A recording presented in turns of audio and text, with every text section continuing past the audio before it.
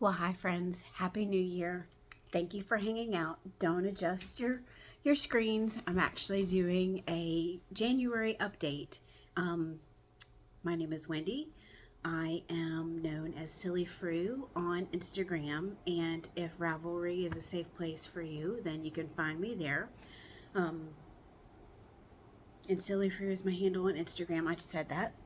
Welcome to the Mundane Midlife podcast, which is a podcast where I really am just kind of talking about and capturing the things that are important to me as a middle aged woman um, moving through life and embracing what life looks like. And it's the beginning of a new year, so I figured that I would pop in.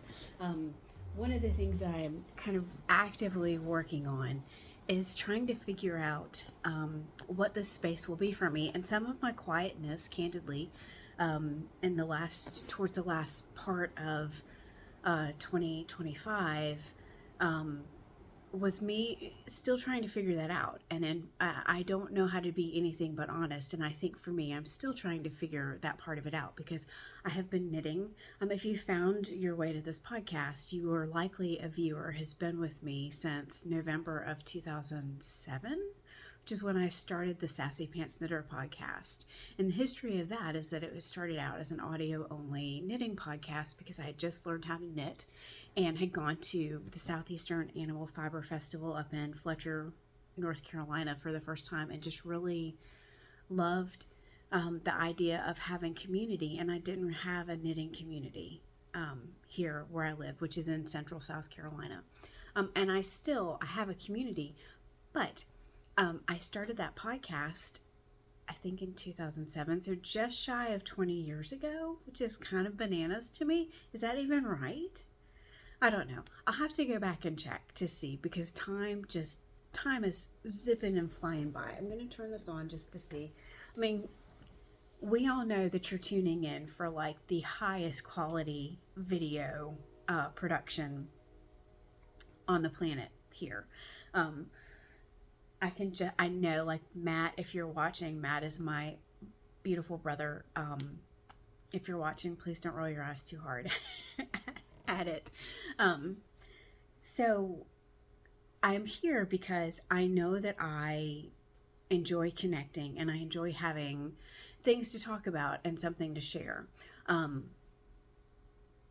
the other thing that has happened is that over the last 19 years, if I'm mathing correctly, my interests have changed, and I still knit.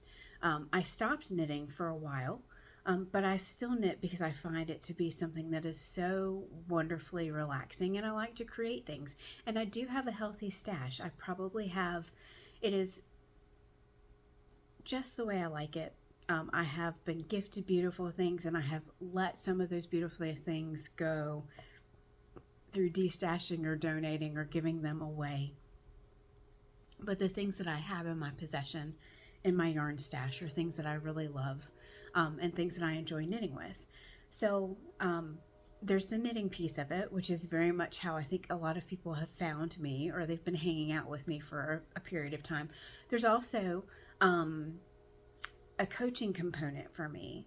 My background is as a clinical mental health practitioner, but that's not what I do for my day job now, and that is a-okay by me.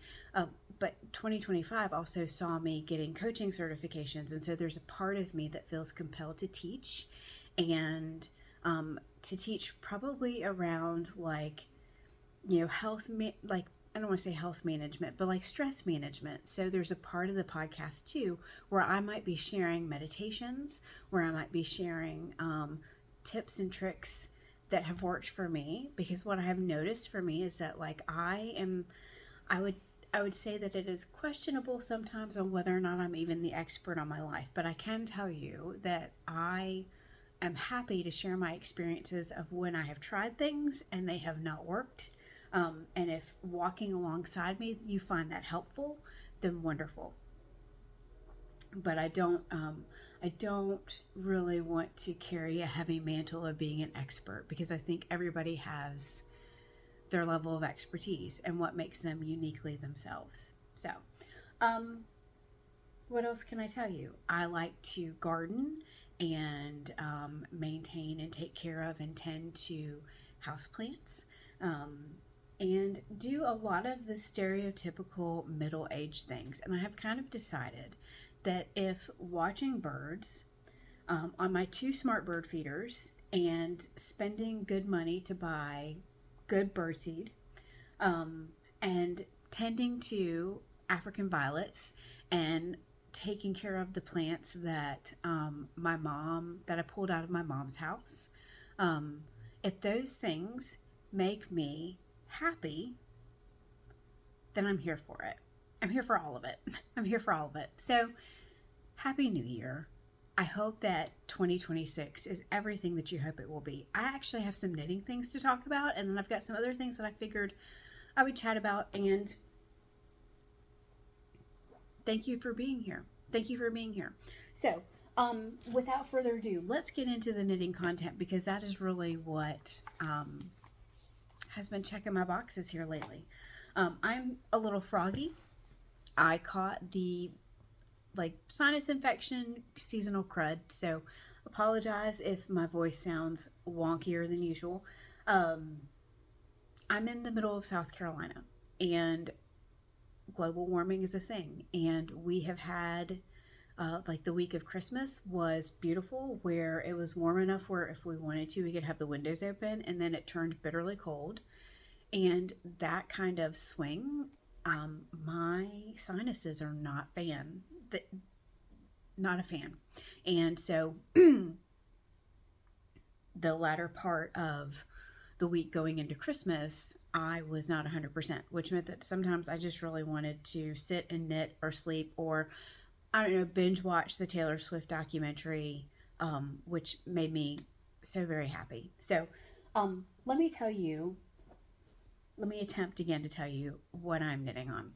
So I have decided that this is the year, 2026 is a lot. And I'm going to talk about some of this also, because that's an area for me that I am kind of leaning into around kind of energy work and lunar year and all that stuff. So I'm going to talk about a little bit of that. I'm going to put that at the end, because if that is not for you, and if you're just here for the knitting content, I get it.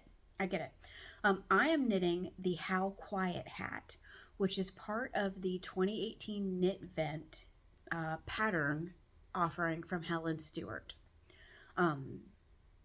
And this is something that, as I was trying to fall asleep, or as I was falling asleep earlier this week, I thought, I have this beautiful pattern, this DK weight blank that's painted.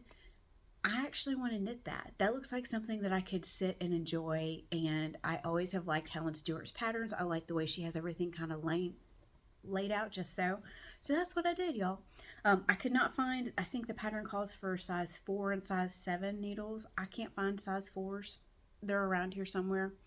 I'm doing them on size 5s and size 6s. But this is, let me show you the hand-painted sock blank. As someone who has been podcasting or has had their foot in some way, shape, or form in the podcasting knitting area, I will ask for your patience and grace, because it's entirely likely that I'm knitting with things that have been done by indie dyers that are no longer in business.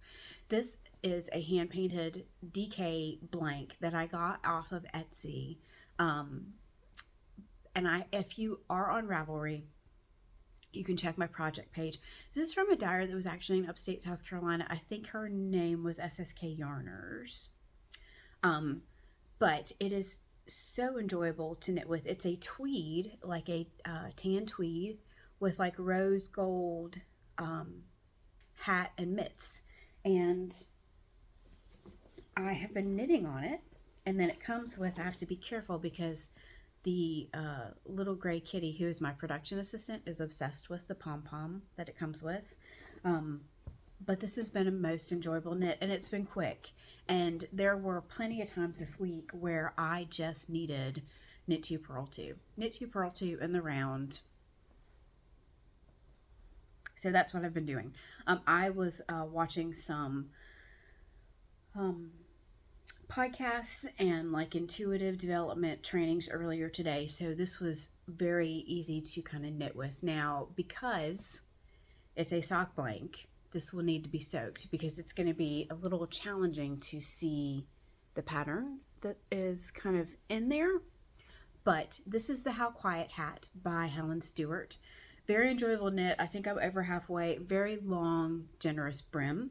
And it's going to match very perfectly. I have a puffer vest that is like a rose gold. And I mean, it's cold here in South Carolina, but very rarely do we need to be, like, I can normally get away with running to teach jazzercise and like a puffer vest. And I've got one that is this color. So this will be super cute with it when I get it done. And I anticipate it getting done.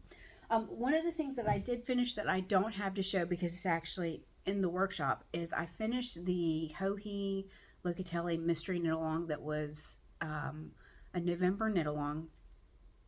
It was a crescent shaped shawlette that had a feather and fan motif. It's not a mystery anymore. I think Hohe has the pattern page, everything.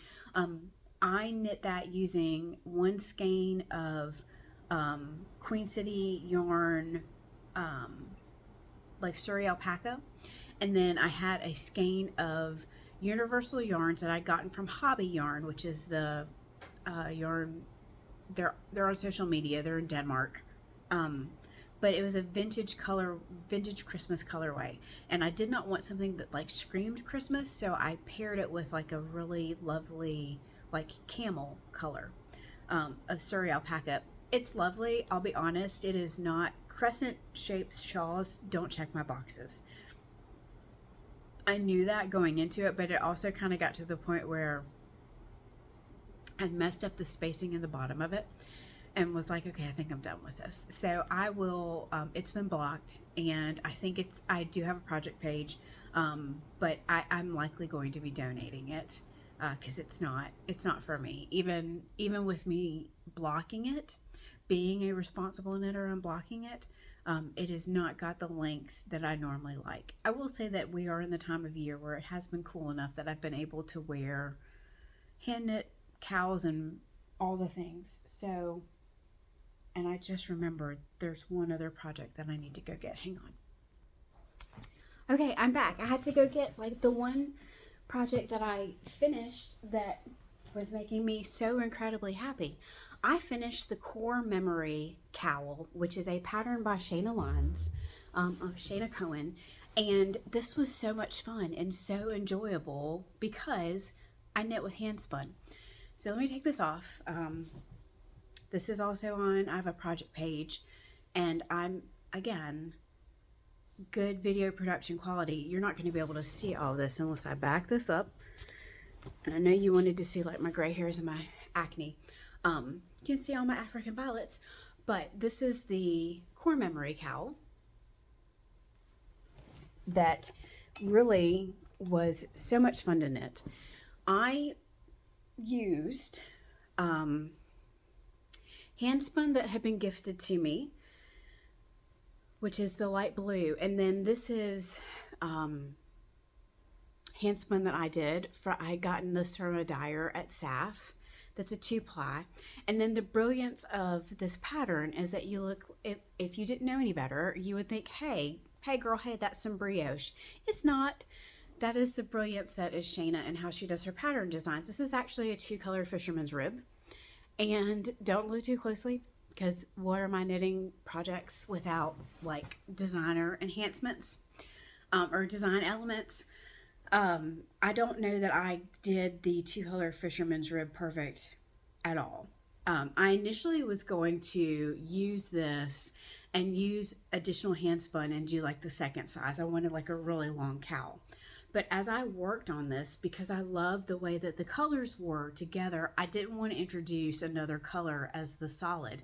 So I called an audible midway through and decided that I was gonna do the first size, which means that I ran out of the hand spun, the blue, and it means that on the back end of it I modified, because I'm the boss of my own knitting, and had to modify the pattern a little bit. You can see where I ran out of the hand spun here, so I just used the DK. The DK is a skein of Lolo Did It Simple DK in the Helping Hippos colorway, which is one I think she did back in 2019, that had been caked up forever. So, this is one of the things that I have knit and finished. Yes, it's a little wonkified. I'm not mad about it. It is lovely, squishy fabulousness, and if you ask me, I think I can safely say that my most favorite thing to knit now, 100%, is cows. Cows forever and ever, amen. That's it. That's it for me. That checks all of my boxes, as I like to say. So this is probably one of the finished objects that I have. The next thing that I have is, if you do the Just For You knit along, that is done every December by Laura Ayler. I think I can share this. I think that the final, she starts it on like the 13th of December, and then she also runs it into 12 Days of Christmas. Anyway, I'm going to show it. So take responsibility for your choices. If you don't want to see it, fast forward. But let me show you what I have so far. I use this as an opportunity to knit with some well-loved marinated stash that I could not be happier about. This is some 2-ply alpaca from an alpaca farm here in South Carolina. I think they are in Pacolet, South Carolina. It is Surrey alpaca from Carolina Pride Pastures. They're in Pomeria, South Carolina. So it is a natural alpaca with like color flecks of green in through here. And then I paired this with some superwash Lydia yarn. Lydia used to be a hand dyer here in South Carolina, and she closed her shop because I think she changed jobs and ended up moving from South Carolina. I don't know if she started dyeing again, but she had this beautiful worsted green. And so I'm going to show you what my Just For You 12 looks like. It is not done yet because it is a little bit, you have to pay attention to it. But I'm going to show you what it looks like so far. I have very much enjoyed this. I think I'm knitting with size 7s. I think. Maybe size 8s. These look like 8s. Size 8s, but I am kind of in the place where you knit this triangle, and you can tell that it's kind of knit on the bias. Reminds me a little bit of like some log cabin stuff. And then you'll bind off, and then I think the next clue has you picking up and knitting here. But instead of just like cinching it and having a tube, there's some shaping that will go with it so that it actually looks like a cowl, but there's also almost like a build out where the seaming is. So it's going to look really lovely. And I could not be happier with it. I knit on this throughout most of last month, most of December. I think the knit along, actually, the pattern clues were released on the 13th of December. And there were parts of December that I was feeling so crummy that I just couldn't do it. I had the brand space to do it. But very enjoyable. And if you've not knit any of Laura Ayler's patterns, she has Fogbound Knits on Ravelry, and I have really enjoyed doing her Just For You knit alongs, because just about every single pattern that I've not been disappointed. They're mystery. She gives you a little bit of information, and she'll give you feedback about whether or not your yarn choice is a good choice if you want to share that. But I can't recommend it enough. Always enjoyable. And then the last thing that I'm working on, I have wanted to knit this pattern for a very, very, very long time. And I just decided, like with other things, I'm just going to do it. It is, I am participating in the Downseller Studio Pigskin Party Knit Along. I have 0 points. I've not logged anything. Life has been lifing, and I have not had the bandwidth to do as much with that. But I did cast on the Boxing Day bonus shawl by Jen, who is running the Downseller Studio podcast, and she's been around forever. But I'm knitting this, and I'm using minis that I've got like yarn scraps, and then I'm also using minis that I had gotten from a dyer who has a yarn shop in Washington. And she did, this was probably like the first time that I had actually treated myself to do like an advent, but it was almost like an abbreviated advent. And I will put the yarn dyer in the pattern notes, but like really beautiful pops of pastel, which not really something that I wear or have abundance in my wardrobe these days. I'm very much embracing the neutrals. So, but it's been an enjoyable knit so far. Okay, I'm back. So that is the extent of the knitting that I have been doing, probably since December. I have also been dabbling with painting with like watercolors. I got completely glamored by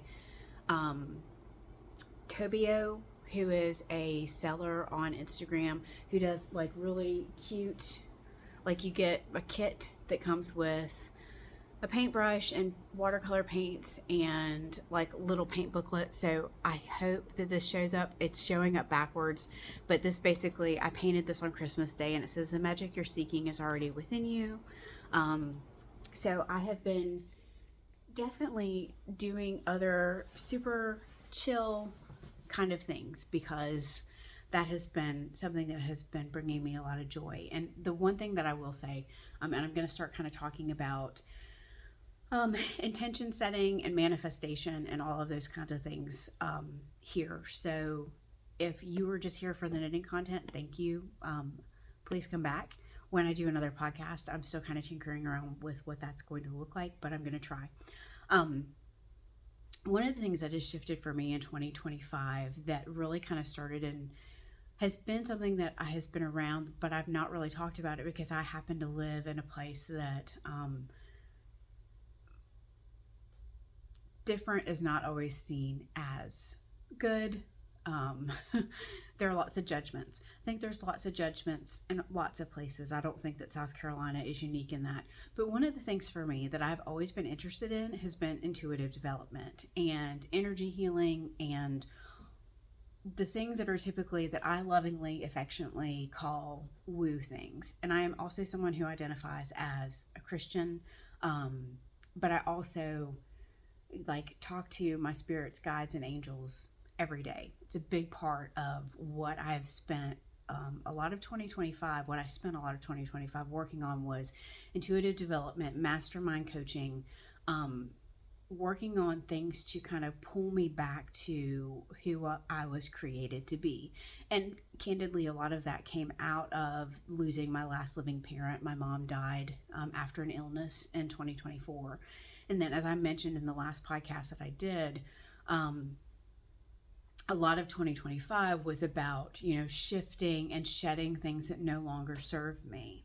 And in September of 2025, I started writing pretty regularly weekly essays on Substack, where I talk about, going through cancer treatment 11 years ago and having a near-death experience and not realizing that that's what it was until I was talking to somebody about it just this year. And being able to talk openly about how my beliefs have changed. And I will tell you candidly, when I went through cancer treatment, there was a great sifting, and a lot of people,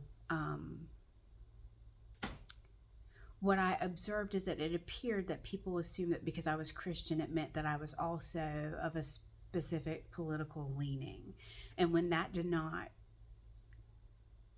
align, there were a lot of viewers that were like, see you later. And I am not really interested in having huge podcaster viewer numbers, but I do know that there are a handful of y'all that have hung out with me since the very beginning, and you have been in some way, shape, or form witnesses, or you've seen my life as it's kind of changed and shifted. And that involves, lifing and unexpected losses and health issues and health change. Like, I look very different than when I was podcasting regularly like 10 years ago, having, had a significant weight loss, and, changing things. So I'm hoping to step more into being able to talk about those things openly. And part of what I intend to talk about is, me working on my own intuitive development, which means that just being open to, understanding that there are things that are much bigger than me. My spirits, my guides, and my angels. A lot of this comes candidly from the fact that at this point in my life, there are 2 surviving members left of the family that I grew up in, my younger brother and I. And I do have a half brother that I mentioned at the beginning. And so part of it is me talking to my loved ones that are on the other side and saying, I welcome anything that you would want to show me today as a sign, because that soothes me, that helps me feel better. So I'm also still kind of figuring out what that looks like and whether or not how to bring that. Because if you want to watch an intuitive podcast about someone who's a medium, someone who knows astrology, there are tons of people that are super duper brilliant. And I would rather you watch them. I would rather you watch them. I'm not an expert on anything, but I can tell you kind of the things that have been helpful for me. And one of the things that I did want to talk about is that, it is New Year's Day, and people will sometimes kind of roll around and be like, New Year, new me. I think that totally makes sense. I think it's also a little cringeworthy, though, because I don't want to wait until a new year to start working on things. And if you have watched any of the social media spaces, you will see that 2025 was the end of a 9-year in the lunar year, which meant that it was like the culmination of wrapping up the last 9 years. And it was also known as the year of the snake in the Lunar New Year. And one of the things that I did 2 days ago is I wrote a Substack article for me, an essay about how a lot of 2025 for me was shedding things that didn't fit anymore, shedding relationships that didn't fit anymore, shedding old identities.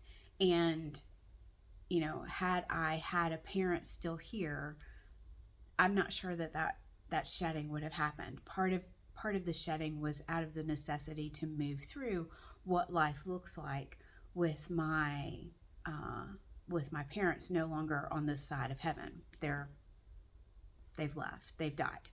And all of that work of kind of letting things go and no longer being identified as a workaholic and no longer clinging to like this hustle, overachieving culture meant that I got really quiet and got really intentional and expansive, and very much leaning into spiritual exercises. I did the spiritual direction program through Loyola University, which I highly recommend. You can do it virtually. But just getting really quiet and trying to listen for what made the most sense to me. And what I found is that in a lot of 2025, I stepped away from posting a lot of content just for likes. And the reality is, I will update this episode, I will push it out, and it will get gobbled up by the algorithms. And because I'm not super duper active on any platform at this point, people may not even watch it. And that's okay. That's okay. But 2025 is like the year of the snake, and people are kind of actively talking about how 2026 is a 1 year, it's a 10 year. It's a 1 year, which is basically new rebirth energy. But the other thing that's significant about 2026 is that it's also in the lunar year. It is the year of the fire horse. And the fire horse is really, it is very much about kind of stepping into and embodying who you've always wanted to be. And part of where people get anxious about that is if all you are doing is just enduring your life right now, and I come barreling through the door and I'm super excited that it's a fire horse year, that might be the last thing that you want to hear. And that makes sense to me. So a lot of what I've done in the latter part of the year also has been really on developing, utilizing integral breath therapy, using breathing, using somatic exercises to stay anchored and grounded in my body so that I don't get caught up in the frenziedness of what's going on outside of me. Because one of the things that I've also become very clear on is that I'm very sensitive to energies, which is why when it was September and the eclipse energy with that was bananas for me. But so the thing about the fire horse, though, is that you still have time. The lunar year, fire horse year will come like barreling in on the 17th of February. So you still have time. And really, if you are like, nah, I could care less, cool, thanks for hanging out.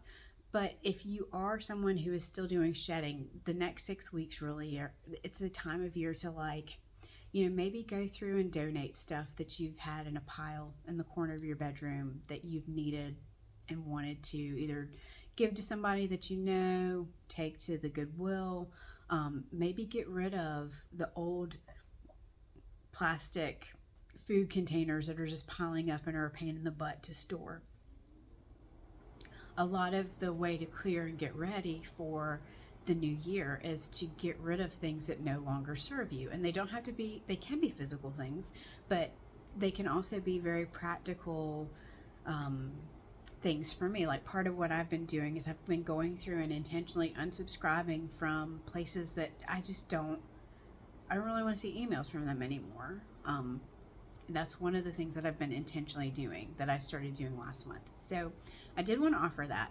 I did also want to say, if you are interested in kind of grounding into that, I was going to just do a really quick kind of grounding meditation where I tell you, and we'll just do this together, but just sit comfortably somewhere with your feet on the floor and pretend that your feet are kind of rooted and anchored by golden light. And I want you to envision that white light, that golden white light, is kind of coming up through your ankles into your knees. Take a deep breath in and a deep breath out. And then breathe in again and envision that light coming up through your hips into your belly button. And breathe out. Breathe in again. Envision the light coming all the way up to your chest. And breathe out. Breathe in again and imagine that light kind of coming all the way up, going through the top of your head, out through the crown of your head, and emanating out through the root chakra and falling back down and creating a protective bubble. Breathing deeply through all of it. And just envision that is a good way to get anchored into yourself and to energy that is good and healing and protective for you. Take a deep breath out, open your eyes, come back. I do that all the time just to kind of help me. I don't know if it's helpful for you, but it's one of the things that's been really helpful for me when I have gotten really busy, or if I'm working and my inbox is blowing up and things like that. Sometimes I will just come in here and I will sit and I will ground myself and just do a meditation to kind of pull into and anchor myself, going through all of my chakras, just to stay present and to keep all of my monkey mind business at bay. So if you found that helpful, I would love to hear about it. If you want to message me, I think that is pretty much all that I had. Thank you so much for hanging out with me today. I hope that this year is the best one yet for you. And that it is something that parts of the year are set out for embodying joy and peace and compassion for yourself. Thank you so much for spending some time with me today. I'll see you later. Bye.